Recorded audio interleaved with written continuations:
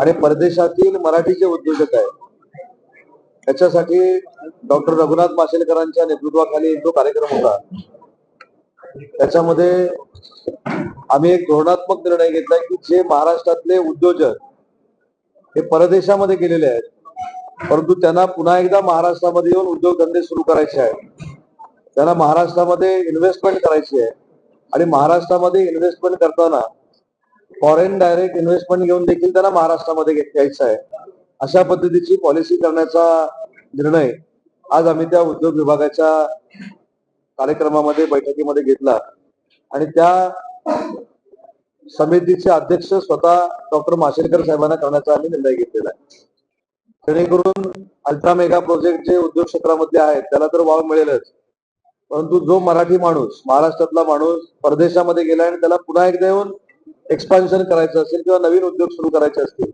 तर त्याला एमएसएमई पासून अल्ट्रा मेगा प्रोजेक्ट पर्यंत शासनाच्या मार्फत चांगल्या सुविधा उपलब्ध करून देण्याचा हा उपक्रम आहे आणि त्या कार्यक्रमासाठी मी बालेवाडीला उपस्थित होतो. आज जी पत्रकार परिषद दुसऱ्या महत्वाच्या विषयावर आहे ते म्हणजे जागतिक मराठी विश्व संमेलन जे आहे ते पहिलं संमेलन मुंबईमध्ये झालं, दुसरं संमेलन वाशीमध्ये झालंय आणि तिसरं संमेलन अभिजात भाषेचा मराठी भाषेला दर्जा मिळाल्यानंतर पुण्यामध्ये करण्याचा निर्णय आम्ही घेतलेला आहे. हे विश्व मराठी संमेलन 31 जानेवारी 1 फेब्रुवारी आणि 2 फेब्रुवारीला फर्ग्युसन कॉलेजच्या मैदानामध्ये आम्ही आयोजित केलंय. या संमेलनाच्या उद्घाटनाला केंद्रीय सांस्कृतिक मंत्री गजेंद्रसिंह शेखावत देखील उपस्थित राहणार आहेत. राज्याचे मुख्यमंत्री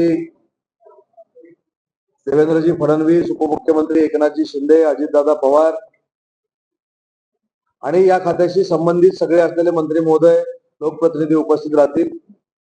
आणि या विश्व संमेलनापासून नवीन एक उपक्रम आम्ही सुरू करतोय, तो म्हणजे जागतिक स्तरावर ज्यांनी लेखन केलेलं आहे, जे सगळ्यात ज्येष्ठ साहित्यिक आहेत, अशा एका साहित्यिकाचा सत्कार आणि ज्या तरुणानं स्वतःची सुरुवात ही मराठीपासून केली आणि तो आज सेलिब्रिटी बनलेला आहे, अशा दोघांचा सत्कार या विश्व संमेलनामध्ये करण्याचा आम्ही निर्णय घेतलाय. त्याच्यातलं पहिलं जे नाव आहे ते पद्मश्री मधु मंगेश कर्णिकांचं आहे, त्यांचा यथोचित सत्कार होईल.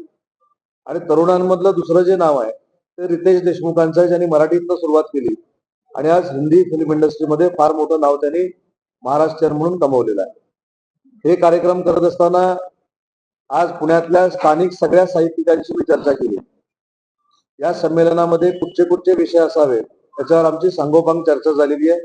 येत्या 8 दिवसात बाल साहित्यापासून लोककलांपर्यंत सगळ्याचा समावेश याच्यामध्ये असावा, संत साहित्याचा देखील समावेश असावा अशी मागणी सगळ्यांनी केली. परदेशातल्या देखील जास्तीत जास्त मराठी साहित्यिकांना या ठिकाणी बोलवावं हा प्रयत्न आम्ही करतोय.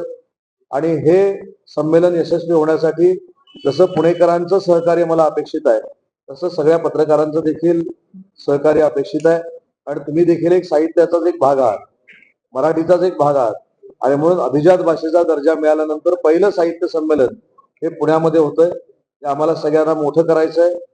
याच मैदानावर परवा पुस्तक प्रदर्शन देखील झालं, त्याची नोंद जगानं घेतलेली आहे आणि त्याच मैदानावर होणाऱ्या विश्व संमेलनाची नोंद देखील विश्वानं घ्यावी, त्यासाठी याचं नियोजन आम्ही पुण्यामध्ये करतो. संमेलनात जे परदेशातून साहित्यप्रेमी आणि आले होते त्या खर्चावरती त्यांना खूप जास्त खर्च झाला किंवा ते यावे त्याच्यासाठी त्यांना पैसे देऊन आणण्यात आला असा एक आरोप झाला होता. त्याच्यावरती काहींनी असं म्हटलं होतं तर काहींनी नाकारलं होतं. याला परदेशातून किती रसिक येणार आहेत आणि त्यांच्यासाठी आपण काही दिली नाही. एक पहिली गोष्ट अशी आहे की परदेशातला जो साहित्यिक आहे तो आपलाच महाराष्ट्रातलाच आहे, त्याला पैसे देऊन आणला म्हणजे त्याची अवहेलना केल्यासारखं, हा शब्द प्रयोग जर केला तर त्यांना येण्या जाण्याचं तिकीट दिलेलं होतं, कारण ते या महाराष्ट्रातल्या विश्व संमेलनासाठी येत आहे. यावेळी आम्ही एक असा निर्णय घेतलाय की जे काही अनेक साहित्यिक मराठीवर प्रेम करणारी लोक ही काळाच्या प्रवाहामुळं आज आपल्या समोर आलेली नाही, तर अशा साहित्यिकांना, अशा मराठी भाषा सांभाळणाऱ्या लोकांना देखील शोधून काढून पुन्हा एकदा महाराष्ट्रासमोर आणणं ही जबाबदारी त्या विश्व संमेलनात आम्ही स्वीकारलेली आहे. AI सारखा आधुनिक प्रकार आलेला असताना त्याच्यामध्ये मराठी भाषा कशी मोड होऊ शकते किंवा AI मराठी भाषेमध्ये कसं मोल्ड होऊ शकतं, चांगली चांगली ऍप परदेशातल्या लोकांना मराठी शिकवण्यासाठी कशा पद्धतीने कार्यरत आम्ही ठेवू शकतो. युवा पिढी हा आमचा या संमेलनातला फोकस आहे.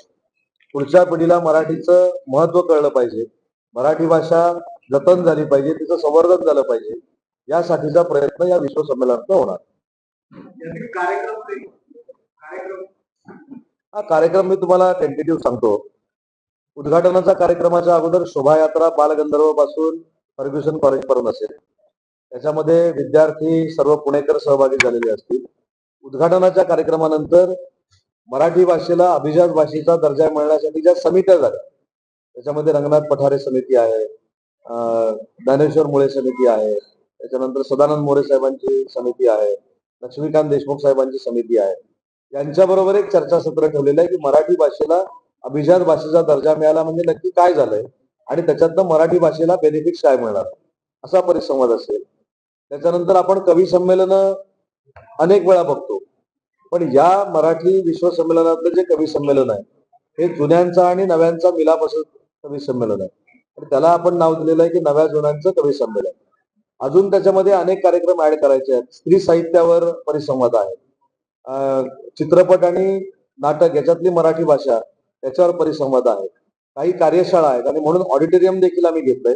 3 दिवस ऑडिटोरियम मध्ये देखील कार्यक्रम सुरू राहील आणि मुख्य जो मंडप आहे तिथं देखील हा कार्यक्रम सुरू राहील. विद्यापीठाला आम्ही बरोबर घेतलेला आहे, सगळ्या साहित्यिकांना बरोबर घेतलेला आहे, शालेय शिक्षणच्या सगळ्या मुलांना बरोबर घेतलेला आहे. अशा सगळ्यांसाठीच हे विश्व संमेलन.